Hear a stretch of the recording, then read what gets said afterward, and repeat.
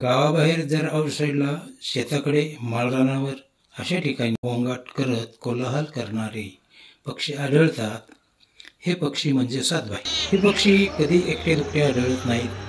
सामान्यतः 6-7 ते 10-12 अशा समूहाने हे पक्षी आढळतात आणि त्यांच्या अशा एकत्रित राहण्याच्या सवयीमुळे त्यांना सातभाई असे नाव आहे.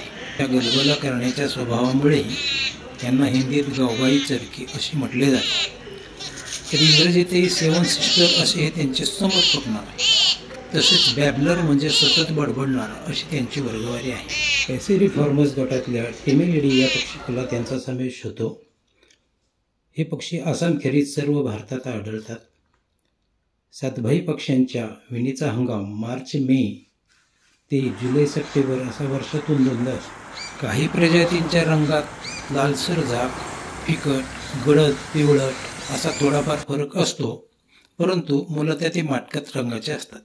सातभाई पक्ष्यांच्या सर्वसाधारणपणे आढळणाऱ्या प्रजातींपैकी आपल्याकडे मोठा राखाडी सातभाई म्हणजेच लार्ज ग्रे बॅबलर, जंगली सातभाई म्हणजे जंगल बॅबलर, पिवळ्या चोचीचा सातभाई म्हणजेच येलो बिल्ड बॅबलर, लालपेट चरकी म्हणजे टावणी बिल्ड बॅबलर आणि पिवळ्या डोळ्यांचा सातभाई म्हणजे सोनचष्मा चरकी, येलो आयड बॅबलर अशा काही प्रजातीबरोबरच छोटा सातभाई, पटेरी सातभाई वगैरे प्रकार पाहण्यात येतात.